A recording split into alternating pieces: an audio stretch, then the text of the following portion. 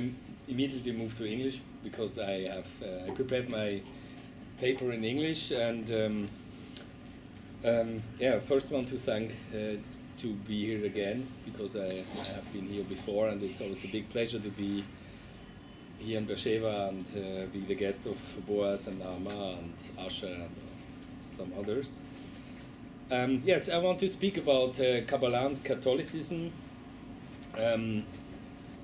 I think that it has been said a lot about Christian Kabbalah in a more general way. And what I wanted to do is to look closer about the confessional discourse within Christianity while looking at the interest in Kabbalah. I start in the Renaissance, in the early period of Christian Kabbalah, and then quite quickly want to focus on the 19th century. That seems me to be particularly interesting for just this question. When Christian Kabbalists first discovered the Kabbalah around 1500, they had philological and theological interests. Using philological methods, they collected, translated, commented, and interpreted a corpus of Kabbalistic texts which had hitherto been unknown to the non-Jewish world.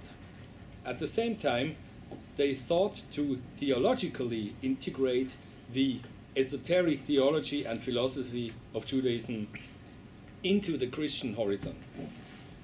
The latter was anything but homogeneous, but rather in constant flux. What Christian actually meant had just been violently negotiated. Therein, the discovery of the Kabbalah, as well as the renewed relation to Judaism as such, played an eminent role.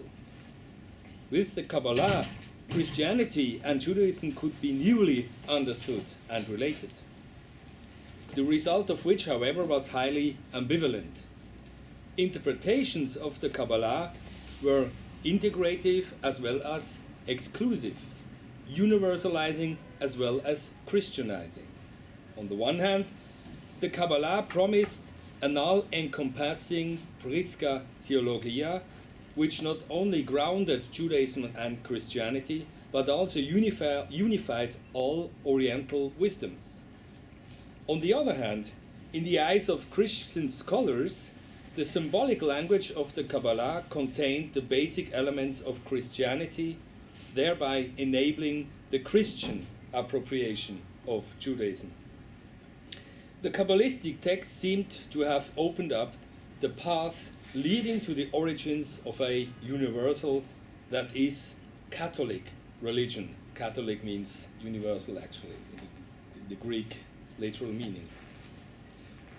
This is exemplified by Pico della Mirandola. He exposed 900 philosophical theological theses in which he contextualized the Kabbalah within the framework of an ancient Oriental tradition, thereby seeking to prove the universal correspondence of all human wisdoms. His genealogical foundation in the Kabbalah decentered Christianity. But simultaneously, however, the Kabbalah was assimilated into Christianity. This was underlined in his speech, De Hominis Dignitate, which he wanted to give on the occasion of the presentation of the thesis in Rome. But the speech was never delivered because the Pope Innocent VIII condemned the thesis as heretical in 1487, ordering them to be burnt. Yet, Pico's speech harbored less conflict potential than the thesis because the former Christianized the Kabbalah. In those texts, in the Kabbalistic text, he recognized, and now I quote, not so much the Mosaic, but rather the Christian religion. There the mystery of the Trinity, there the incarnation of the Word, there the godliness of the Messiah, unquote. To Pico, the Kabbalah was a sensational discovery of ancient documents. They related Christianity to an esoteric Judaism, while nevertheless portraying the latter as archaically Christian. In a similar vein, Johannes Reuchlin approached the Kabbalah. in the Verbo Mirifico, he reinterpreted the so-called wonderful word, the Verbo Mirifico of the Kabbalists, namely the name of God, giving it a Christian meaning. The Tetragrammaton was thus transformed by using Kabbalist letter permutations into the Pentagrammaton, Yud Hei Shin Vav Hei, and consequently the Jewish God became the Christian Redeemer. Like Pico, the Church, in particular the Dominicans of Cologne, attacked Reuchlin. Not, however, due to his treatment of the Kabbalah, but rather because he had defended the Talmud against Christian hostilities. Jakob von Hoogstraten, an inquisitor, effected the papal banning. The humanists, on the other hand, supported Reuchlin and satirized the anti-humanist scholastics. The examples of Pico and Reuchlin illustrate that the emerging Christian interest in the Kabbalah led to considerable theological controversies. While driven primarily by a young generation of humanist scholars who positively integrated the Kabbalah into a universalized Christendom, clerical authorities, on the other hand, sensed a threat that they countered with inquisitorial means. This raises the broader question as to how existing orders, such as the Dominicans and the Franciscans, as well as the emerging movement of Reformation, and lastly also the subsequent Counter-Reformation, which apologetically reinvented Catholicism, reacted to this humanist interest in the Kabbalah. Clearly, starting from its vantage point within early modern Christianity, the Christian Kabbalah reception operated in a highly conflictual and pluralizing theological field. The same pertains to the orders. They were far from homogeneous, rather they stood in the midst of just these kind of conflicts. What means Christendom? What means Christianity? At first glance, the Dominicans, to begin with them, seemed to have been aware of the Kabbalah. It was, however, most negatively treated among the Dominicans. This seems explicable in light of the fact that the Ordo Fratrum Predicatorum not only became the principal agent of scholastic theology, but furthermore was also entrusted with the task of the Inquisition. The Dominicans, you know that they were also called the Dominicanes, canes, the tracking hounds of God, were considered the defenders against any false theology. This also concerned the relation to Judaism, in relation to which they took their task of hunting heretic especially seriously. Reuchlin's persecutor, Jakob von Hoogstraten, could draw from his friar Raimundus Martini, who acted as censor for Hebrew literature in the 13th century. In a theologically analogous manner, the Dominicans also studied Kabbalistic literature in the 16th century. These studies were mostly polemically directed against Judaism in order to apologetically prove Catholic dogmas. This was the case, for example, in Theatinus de Trinitate e Cognitio Dei contra Philosophos et Judaeos, also contra Judaeos, or in Sixtus of Siena's Judaicae Decades. The latter, nevertheless, distinguished between a falsa apte impia and a vera Kabbalah. So there's a wrong and a right or real Kabbalah. Now the Franciscan order partly acted side by side with the Dominicans in the Inquisition and disputations against the Jews. Contrary to the Dominicans, however, the fratres minores, who were more open to mysticism and number symbolism, reacted more positively to the new interest in the Kabbalah. But they did so always under the auspices of the Christian reinterpretation. This was the case, for example, in Petrus Galatinus, De Arcanis Catholicae Veritatis, means the hidden secrets of the Catholic truth. The Kabbalah is addressed positively, yet again it is reinterpreted apologetically as proof of the superiority of the Christian truth against Judaism. In an analogous manner, Francesco Giorgi in the Harmonia Mundi thought to ground the truth of Christianity in Jewish sources by using Kabbalistic hermeneutical techniques. To conclude, while the worldly humanists positively integrated the Kabbalah into their universal model of tradition and knowledge, the Catholic orders, on the other hand, studied the Kabbalah with polemical and apologetic aims, writing against it, as with the Dominicans, or also with it, as with some Franciscans. They thought to prove the truth of Christianity vis-à-vis Judaism. But how did the Reformation, react towards the humanist Kabbalah studies? Surprisingly, almost polemically. They did not perceive any value, not even an apologetic one, in these studies. Of course, there existed some exceptions among the humanist reformers, in particular among the Hebraists, such as Konrad Pelikan, who had begun his Hebraic studies with Reuchlin, quite similar to his student Sebastian Münster, who for his part was still a Franciscan professor for Hebrew before he left the order in 1529 and became affiliated with the Reformation. Yet, Münster's relation to Judaism seemed timely ambivalent. He never arrived at a positive understanding of the Kabbalah. For example, in his dialogue Messias Christianorum et Judaeorum, 1539, he abjectly speaks of the Kabbalistis deliramentis. The Reformers' predominantly polemical attitude towards the Kabbalah is also rooted in Martin Luther's polemic against the Jews. Also, the latter defended Reuchlin in the dispute with the Dominicans in 1514. He nevertheless condemned, as is known, the Talmud and expressed his disdain against the Jews, wider die Juden. Not only did he demonize them, he also directed his critique against Christian Hebraists, unsere Hebraisten, our Hebraists, as he says, such as Sebastian Münster.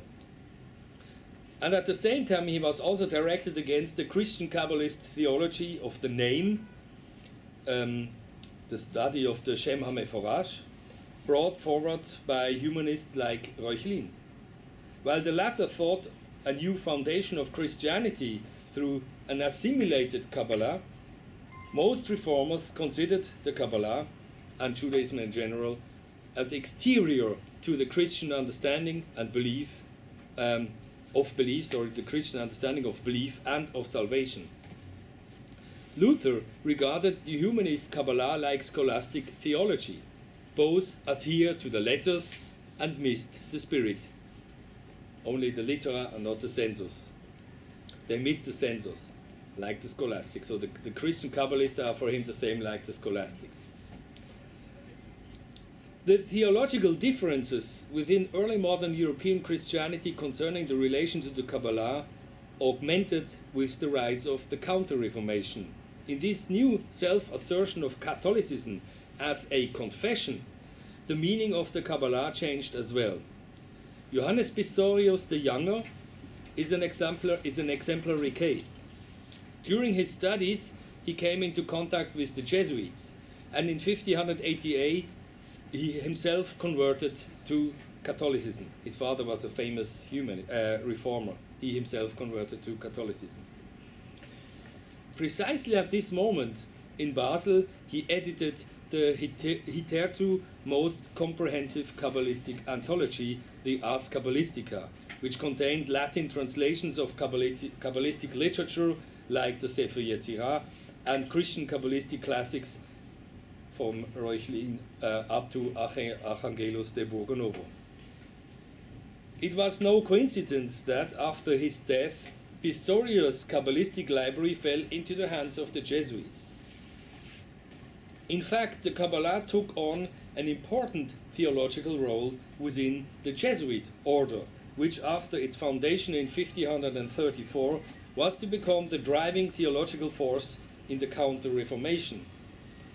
From the outset, the Jesuits were interested in the Kabbalah, treating it philologically as well as theologically.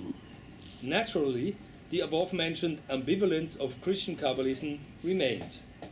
Even though Jesuits such as Martin del Rio in his Disquisitionum Magicarum rejected especially the practical Kabbalah, Kabbalah Practica, considering it as superstitious and magical, Kabbalistic exegetical techniques and cosmological theorems nevertheless became a central element of Jesuit Orientalism, like for example in Athanasius Kilcher's Oedipus Aegyptiacus and in Caspar Schott's Technica Curiosa, both of which treat the Kabbalah at length, or on hundreds of pages.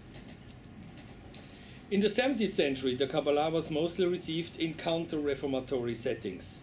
Yet, during the 30 Years' War, which was essentially a political theological war between Catholic and Protestant countries, the Kabbalah gained a hitherto unseen importance within a remarkable interconfessional context.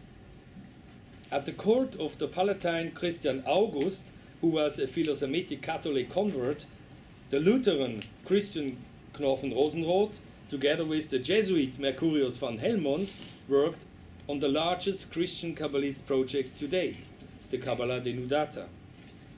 This historical political context also brought to the fore the hitherto only latently visible messianism of the Christian Kabbalah. Latently, the messianic interpretation of the Kabbalah, which came in two variants, was present from the start. On the one hand, understood as an apology of Christianity, it excluded Judaism. For most of the reformers, up to the Protestant Christian Hebraists of the 17th century, the Jews stood outside redemptive history. On the other hand, through the Kabbalists' mediation, the Jews could not only be positively integrated into a shared Judeo-Christian origin, but also into a shared redemptive future.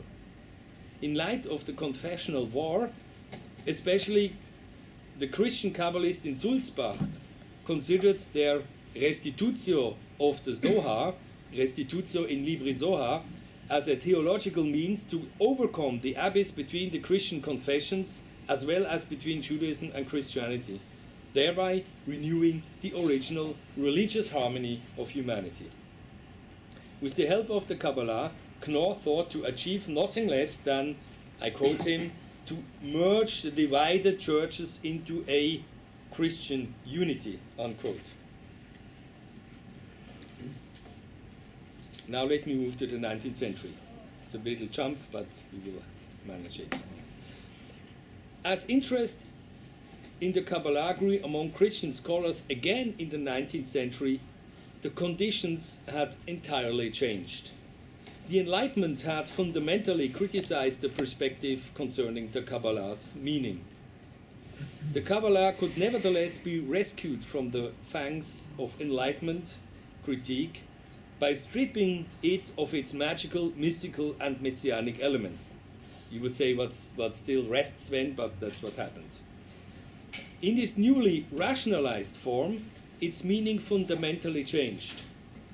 The Freemasonry, for example, accepted the Kabbalah as a horizon of transmission that could explain the origin and sense of initiation rites and esoteric symbols.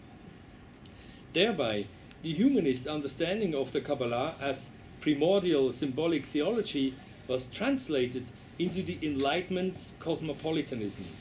The Kabbalah was now regarded as an ancient esoteric tradition transcending and uniting all exoteric cultural and religious differences. This understanding of the Kabbalah as universal esoteric knowledge not only stands for the possibilities of its actualization during the Enlightenment, it was also the point of departure for its restitution after the Enlightenment. Simultaneously, however, the Kabbalah's importance grew again. Pre-modern elements of Christian Kabbalism were picked up and integrated into a new context. Romanticism provided the setting for this new Kabbalah perception, in which the Kabbalah was transposed into the philosophy and poetics of idealism. Furthermore, this actualization of the Kabbalah is to be understood within a specific theological setting that was fundamentally influenced by the reinvention, and again we have it here, a reinvention of Catholicism. So it's a little bit similar than in the area of counter-reformation. Again, what is Catholicism? The reinvention of Catholicism.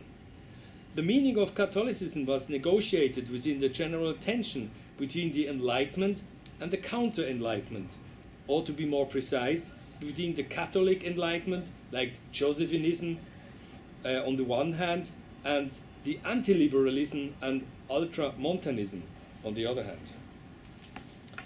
Accordingly, the recourse to Judaism within these conflictual relocations of Catholicism was highly diverse.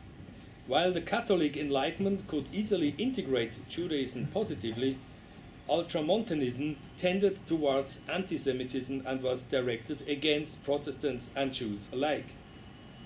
Yet, the relation to the Kabbalah in particular was more complex and contradictory. Its positive integration did not only happen on the basis of enlightenment and liberalism, rather the Kabbalah could be posited against the demystifying and secularizing tendencies of the Enlightenment. Or positively formulated, the Kabbalah enabled an understanding of nature as enlivened, man as animated with a soul, and society as a spiritual community. Theologically directed against its deistic rationalization, the Kabbalah endowed Christianity with a mystical core, a theosophical foundation, and with the categories of revelation and tradition. It provided a context for redemptive history. In what follows, the aforementioned shall be exemplified by looking at the most comprehensive Christian Kabbalist project of the 19th century, Franz Josef Molitor's monumental Philosophy of History, die Philosophie der Geschichte. Molitor himself, a Freemason, worked on this project for decades in a Jewish Christian, yet primarily Catholic environment. At first glance, the title may suggest Philosophie der Geschichte or Philosophy of History. This title may suggest an idealist philosophy of history in the style of Hegel. The subtitle, however, points towards a theological and even ecclesiological goal. And the subtitle is On the Tradition in the Old Bond and its relation to the Church and the New Bond, paying particular attention to the Kabbalah. Unquote. So this is the full title, or the subtitle. We shall direct our attention precisely to the connection that Molitor draws between the Church and the Kabbalah. We are not concerned, therefore, with the Kabbalistic sources.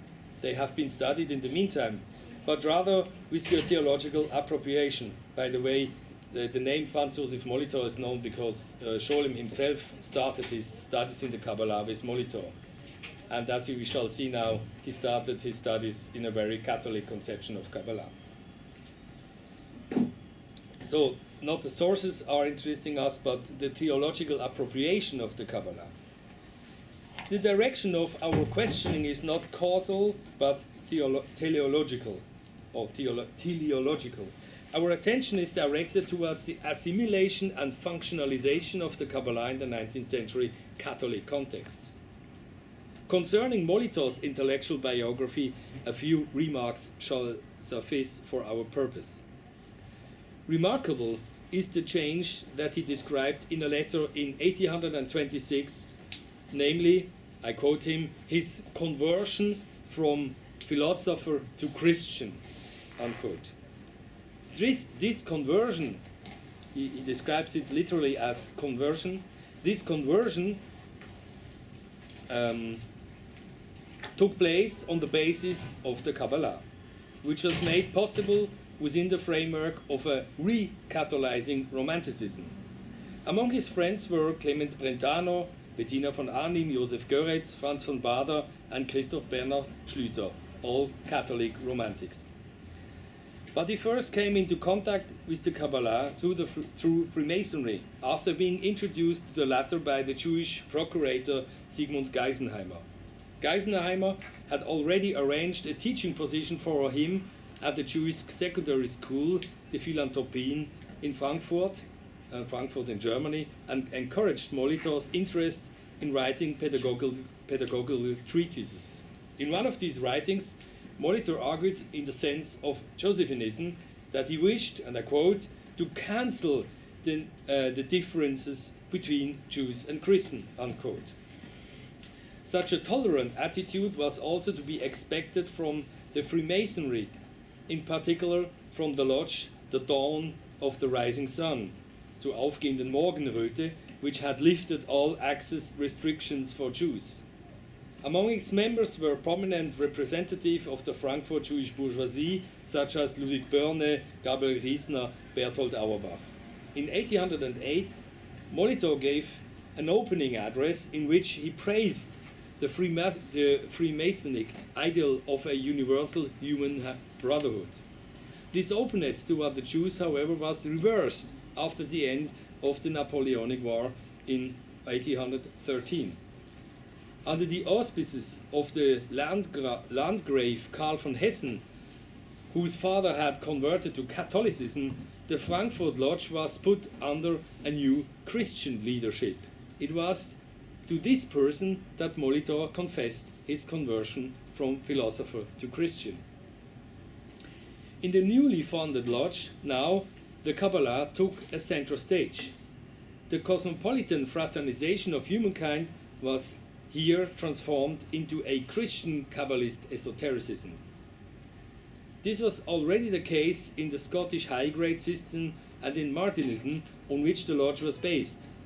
Taking recourse to Jacob Böhme's and Emmanuel Swedenborg's theosophy, Martinez de Pasquale and Louis-Claude de Saint-Martin founded a high-grade order, the Elicoin. They thus first formed an esoteric Freemasonry containing Kabbalistic elements. This also attracted interest from German Romanticism, for example from Franz von Baader. The latter's philosophy of religion was connected his Messianism with social reform, contributed greatly to the reformation of the Catholic Church, and was also to become important for Molitor. Of initial importance, however, was Molitor's acquaintance with Ephraim Joseph Hirschfeld, a Jewish member of the Frankfurt Lodge, who stood in contact with Jewish Enlightenment thinkers and, at the same time, with the Messianic group of the Frankists. He had already founded the Vienna-based lodge, the Brothers of St. Johannes of St. John's, the Asian evangelical in Europe, and its system likewise contained Kabbalistic elements, the story of which Hirschfeld, by the way, dictated to Molitor. So Molitor was very well aware of all these esoteric Kabbalistic Masonic contexts. In 1829, Molitor began learning Hebrew and Aramaic and started to study primary sources of Kabbalistic literature. He thereby provided the esoteric Freemasonic approach to the Kabbalah with a scientific and theological basis. Hence began his year-long work on the Kabbalah, which he described, writing to Schelling in 1828 as, and I quote, the only goal of my entire earthly activity. End of quote. He amassed Kabbalistic literature, and with the help of Jewish scholars, he had several rabbis working for him, he translated and explained all these texts. The philological work, however, was, and that's more important for us, subsumed under a, as he puts it, speculative theological, that is, theosophical goal. In the first volume of the Philosophy of History, he explicitly stated this goal. He stated this goal. Right at the beginning, he concludes that the study of the Kabbalah returns Christianity's lost origin, and I quote, "Therefore, to the Christian who has planted like wild rice onto the old trunk of Judaism, it is of great interest that the inquiries into the Jewish people, tracing its spirit back to its ancient source, to awaken anew this interest, neglected for a long time, is the important study of the sources of this ancient Jewish tradition. This is the purpose of this writing, unquote. In his effort to reconstruct the Jewish-Christian ancient tradition, Molitor explicitly aligned himself with the pre-modern Christian Kabbalists. Yet his undertaking was less apologetic insofar as he ultimately thought to, and I quote, I'm quoting, to base the edifice of theology on its deepest theosophical principles and thereby to lay out a common center for the future reunification of the divided religious parties, unquote. This argumentation follows the general historical thesis according to which, and I quote again, Judaism forms the actual basis of Christianity, unquote. A thesis Molitor formulates in the central chapter on the importance of Jewish tradition for Christianity. So that's actually the chapter to which I refer mostly, the chapter on the importance of the Jewish tradition for Christianity. And this is actually the core of the whole project. The core of Molitor's project, to which he strikingly termed as Jewish Christian Kabbalism, jüdisch-christliche Kabbalah, consists in the notion of Kabbalah as tradition. On the one hand, he genealogically derives Christianity from Judaism. In turn, however, Judaism could be interpreted as latently Christian, as esoteric Christian. In this sense, Molitor understood and I quote, the Kabbalah as mediating link between Judaism and Christianity. Thus conceived as an ancient holy tradition derived directly from God, the Kabbalah was regarded as a primordial mystical knowledge that, although it had been first transmitted through the Jewish people, had latently always already been Christian.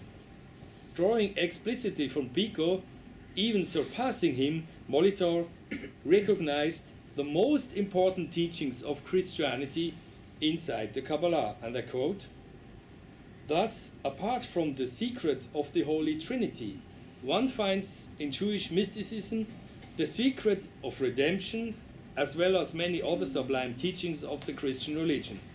All other mystical theosophical teaching, such as the hierarchy of beings, God and bad angels, the spiritual and the earthly world, and their relations to each other, the secret of spirit, soul and body, the condition after death, and finite consolations of God with creation, etc. All these already appear in the old writings of the Jews, portrayed in full lucidity and uttered in almost the same manner as the Church Fathers and Christian mystics, unquote. Molitor ultimately also confirmed this understanding in relation to the question of the Messiah, and this is most surprising. In his point of view, I quote, the Kabbalah interprets all the messianic passages in almost the same way as does Christianity, unquote.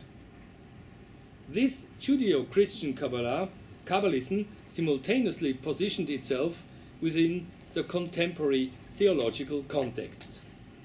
Molitor posited the Kabbalah against the Enlightenment zeitgeist, as well as materialism and atheism. Or how do you call it? Atheism? Atheism? Yeah, atheism. Atheism. Ivrit atheism. Atheism. His portrayal, centered on the notion of tradition, was directed particularly against the rationalist and historical critique of religion. Instead of philosophically rationalizing Christianity as religion of reason, as deism did, or instead of reducing it to pagan sources as the critique of religion did, Molitor grounded Christianity in an ancient holy tradition which had founded Jewish mysticism and had been renewed in an esoteric theosophical form of Christianity. Christianity now appears from a strictly Catholic point of view as fulfillment of mystical Judaism. And I quote him again, Christianity is Judaism in its fulfillment, and what in the latter remained only a dark longing was now going over to its lived realization, as the Catholic Church most certainly teaches, unquote. And actually this is, I think, one of the very rare points where he is explicitly talking about the Catholic Church, but implicitly is always referring to the Catholic Church. Obviously, underlying this assumption in the theory of substitution, the theology of substitution, according to which the Church is considered as Veros Israel, a new people of God, which substitutes and disinherits and expropriates the old one. This also gives Molitor's subtitle on the tradition in the old bond and its relation to the Church and the new bond a specific meaning. In situating Molitor's Kabblah project into contemporary scientific discourse, these theological implications may be further elucidated. At the time, the methods of historical critique provided the new tools to answer the question concerning the history of Christianity.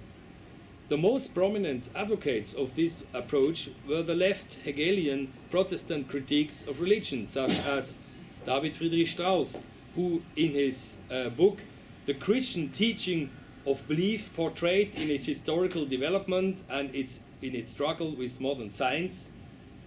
The German title is Die christliche Glaubenslehre in ihrer geschichtlichen Entwicklung und im Kampf mit der modernen Wissenschaft. I have to reformulate the sentence again. The most prominent advocates of this left Hegelian Protestant critique relativated Christian dogmatism with the groundbreaking sentence, and I quote, "The true critique of dogma is its history." So history as critique of the dogma.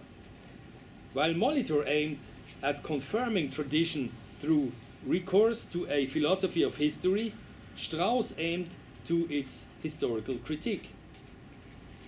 Closer to Molitor's approach were the Protestant-turned-Catholic historian August Friedrich Fröhrer, as well as the theologian and writer Friedrich Norck, former Korn, himself a Jew turned Christian. Yet even Fröhrer was more in line with contemporary historical science. In his critical history of original Christianity, he sought to show, and I quote, "in a purely historical spirit, based on sources, how the Christian church could be considered the daughter of the Jewish church," unquote. Friedrich Norck's skepticism was even more explicit. In his Rabbinic Sources and Parallels to Passages of the New Testament, 1839, he describes how, and I quote, "a sect had developed among the Jews out of which Christianity had then emerged," unquote. Norck's project touched upon Molitor's insofar as the former, in his assessment of the points of conversion between Judaism and Christianity, also argued with the Kabbalah. And I quote Norck, "The origins of the so-called Christians' ideas must be traced back to a time in which they hadn't yet attained this Christian meaning, but belonged, next to other ideas which we all call Jewish, to the corpus of Jewish occult teachings, from where, through Jesus and the apostles, they then quite possibly might have initially passed over to Christianity," unquote. So you see this attempt to historicize all this, the connection between Judaism through Kabbalah. So the link is here, the historical link is to Kabbalah. Molitor accepted the basis of this argument. Writing to his friend Christoph Bernhard Schlüter in Münster, a Catholic philosopher, in 1839, I quote, "Without assuming a Jewish tradition, Christianity by all means has no historical basis. Everything is an evolution," and this is very interesting, the idea of the evolution. "Everything is an evolution where what follows is already contained in what precedes. Without this assumption, explaining the convergence of Judaism with paganism, as well as the convergence of the Jewish Kabbalah with Christianity, is impossible, unquote. Molitor's historical analysis, however, was not directed against religion. It was much rather a defense. With the holy tradition of the Kabbalah, Christianity could theologically grounded instead of becoming historically deconstructed. So this is actually the big difference to the whole historical critique of religion. Christianity could, by the help of Kabbalah, be theologically grounded instead of historically deconstructed.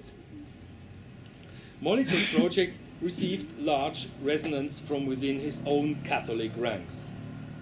This is exemplified by the reaction of the Regensburg-based Jewish Jesuit bishop Johann Michael Seiler, who offered an anti-rational and experienced mystical interpretation of Catholicism.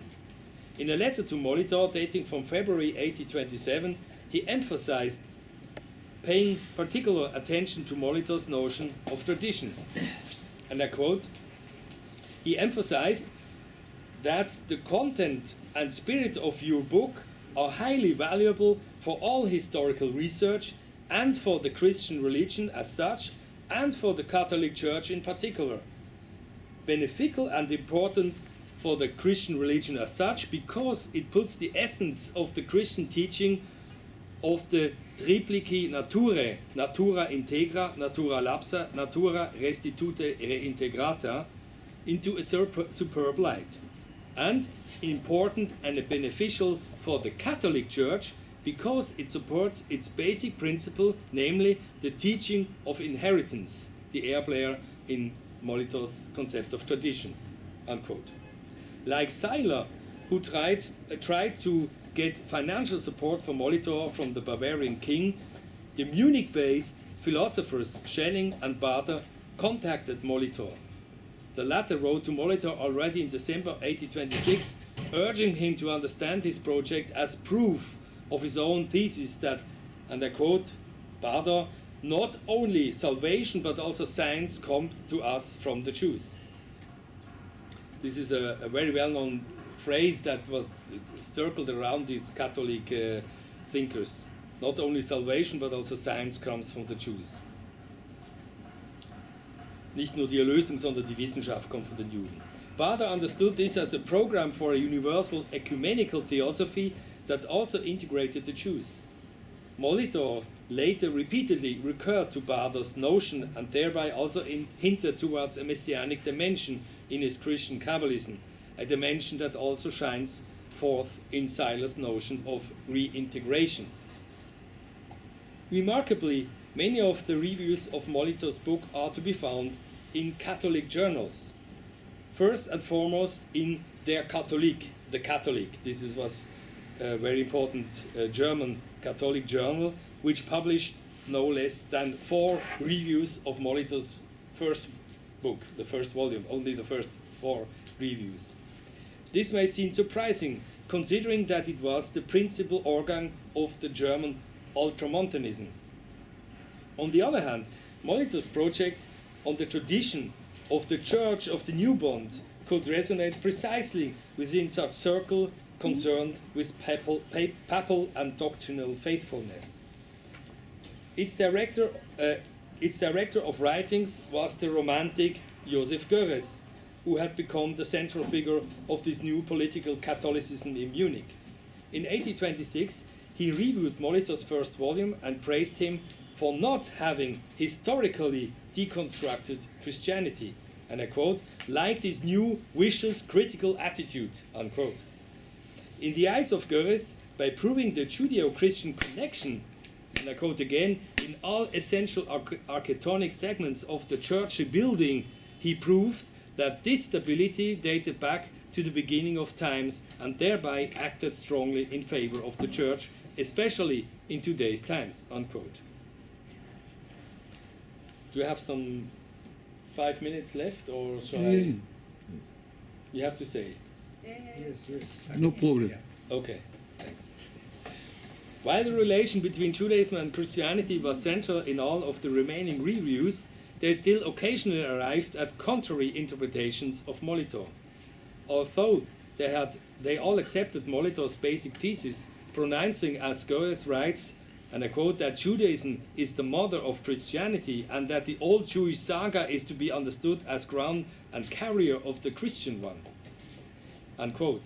Yet in Molitor's work, they also found confirmation of their openly anti-Jewish thesis, according to which the Jewish people may have had, I quote, a splendid prehistory in the Bible, which today, however, is in decay, unquote. They considered Molitor as the person who had excavated, and I quote again, a small noble island from the heap of rabbinic tradition and opened up the crypta of the Second Testament, unquote. The Kabbalah is thus extracted from the rabbinical tradition and posited against contemporary Judaism that was based primarily on rabbinical writings. Molitor's aspiration, however, were far from such a turn against Judaism. Apart from his Kabbalah project, this is confirmed by his engagement in a remarkable supra-confessional journal with the title Non-Partisan Universal Church Paper.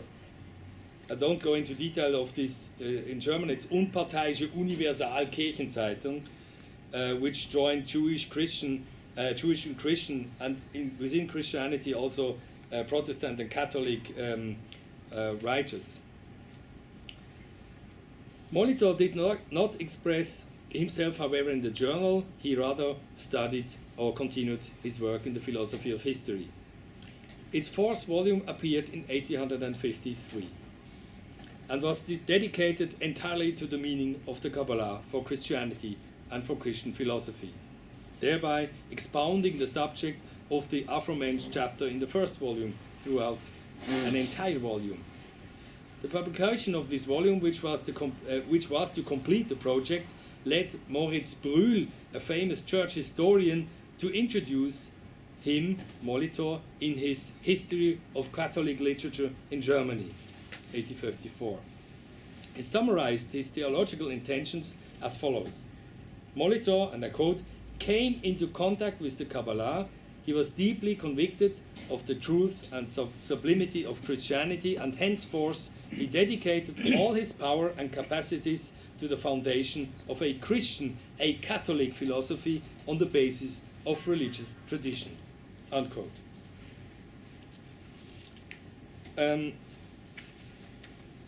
Let me finish by asking how this project, very briefly, was Molitor's project was received among Jewish intellectuals.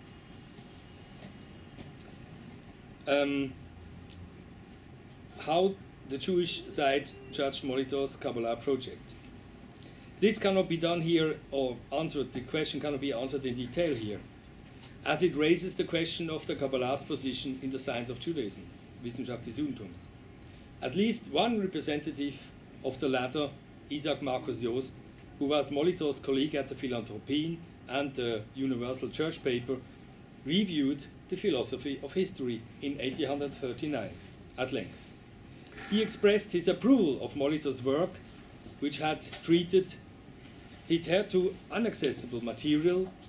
As he says, he also noted some reservations concerning the Christianizing interpretation of the Kabbalah.